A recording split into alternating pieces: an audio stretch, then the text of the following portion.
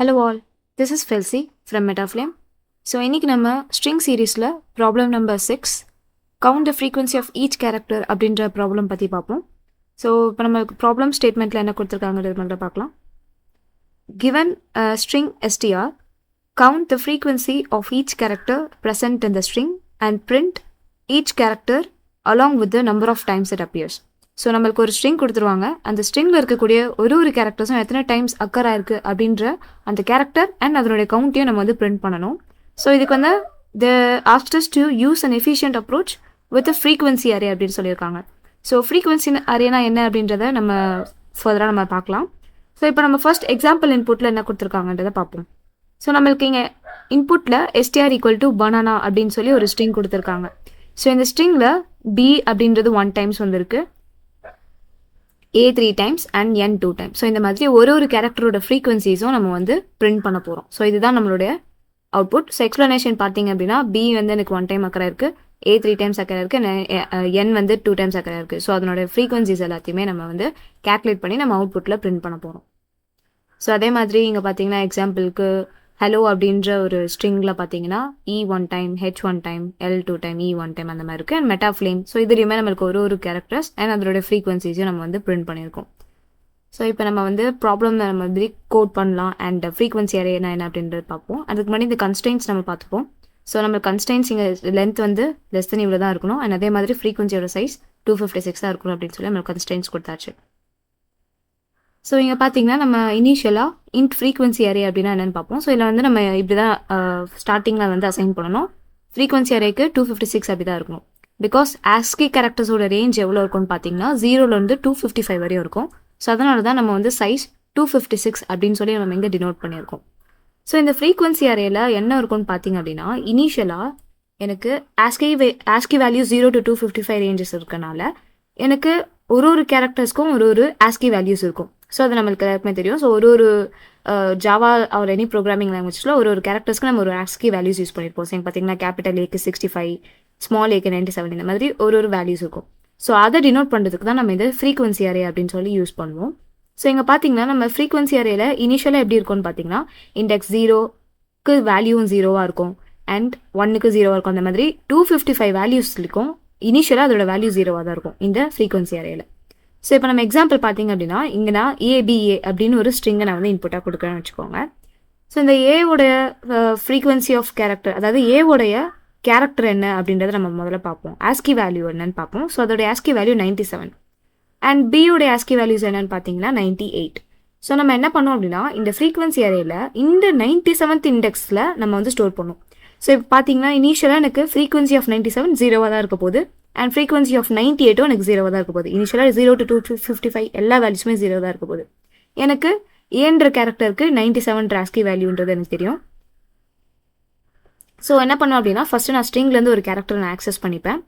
Access பண்ணிட்டதுக்கு அப்புறமா அந்த particular கேரக்டரை நான் வந்து சிஹெச் அப்படின்ற ஒரு இதில் ஸ்டோர் பண்ணுறேன். ஸோ அந்த சிஹெச் இப்போ எனக்கு என்னவா இருக்கும்னு பார்த்தீங்கன்னா இனிஷியலாக எனக்கு சிஹெச்ஏ அப்படின்னு சொல்லியிருக்கும். பிகாஸ் நம்மளோட ஸ்ட்ரிங்கில் ஏபிஏல ஃபர்ஸ்ட் கேரக்டர் நம்மளுக்கு ஏ தான். ஸோ அதை நான் ஆக்சஸ் பண்ணிட்டு frequency of C H plus plus அப்படின்னு நான் போட்டிருக்கேன்.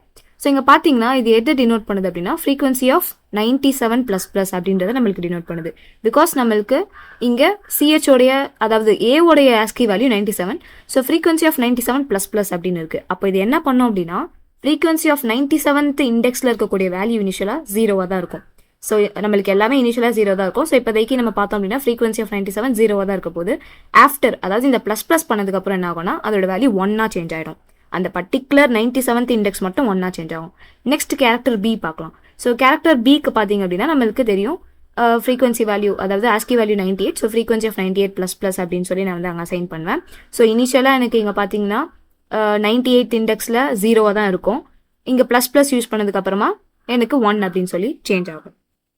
நெக்ஸ்ட்டு இருக்கக்கூடிய கேரக்டர் நம்ம ஆக்சஸ் பண்ணலாம். ஸோ அகே நம்மளுக்கு ஏ தான் வந்திருக்கு. ஸோ அதனால் இப்போ என்ன ஆகும் அப்படின்னா frequency of 97 plus plus already நம்மளுக்கு வந்து 1 அப்படின்னு சொல்லி நம்மளுக்கு இருந்திருக்கும் பிஃபோர் ஐட்ரேஷனில்.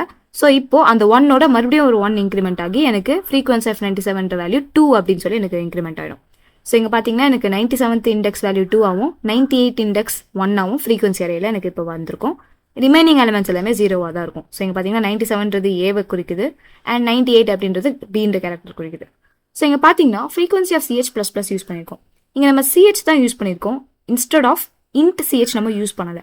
ஸோ இது ஏன் நம்ம வந்து டேரெக்டாக சிஹெச்சை யூஸ் பண்ணுறோம், ஏன் இன்ட்டாக மாற்றி நம்ம ஏன் அந்த இண்டெக்ஸ் தானே அது நம்பர் தானே ஏன் நம்ம இன்ட்டாக மாற்றாமல் டேரெக்டாக சிஹெச்சே கொடுக்குறோம் அப்படின்னா ஜாவா ப்ரோக்ராமிங் லாங்குவேஜஸில் ஆட்டோமேட்டிக்காகவே சிஹெச் ஆஸ்கி வேல்யூ தான் கன்வெர்ட் ஆகணும்.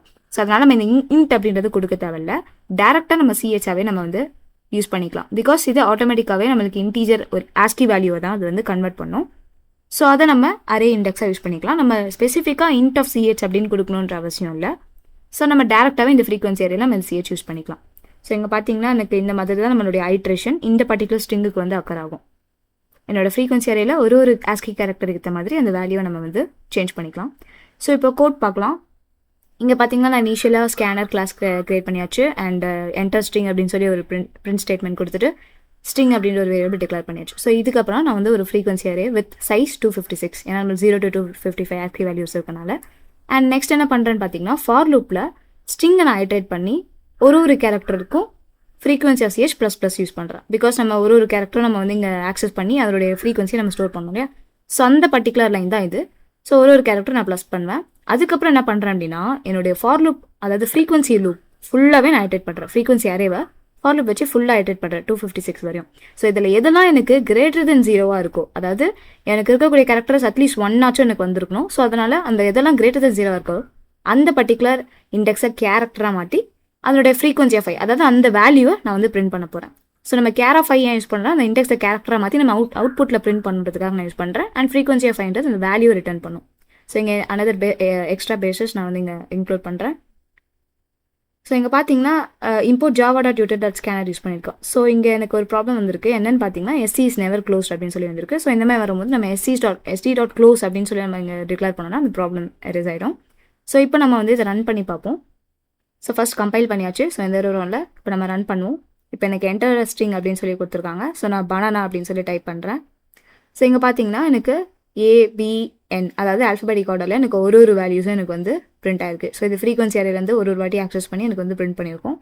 நெக்ஸ்ட் ஒரு சர்டன் செட் ஆஃப் ஸ்ட்ரிங்கை நான் வந்து அசைன் பண்ணுறேன். ஸோ இதில் பார்த்தீங்கன்னா A 4 times, B 2 times and C 1 time. So இந்த மாதிரி என்னோட ஃப்ரீக்வன்சிஸை ஒரு டைமும் அது வந்து பிரிண்ட் பண்ணுது.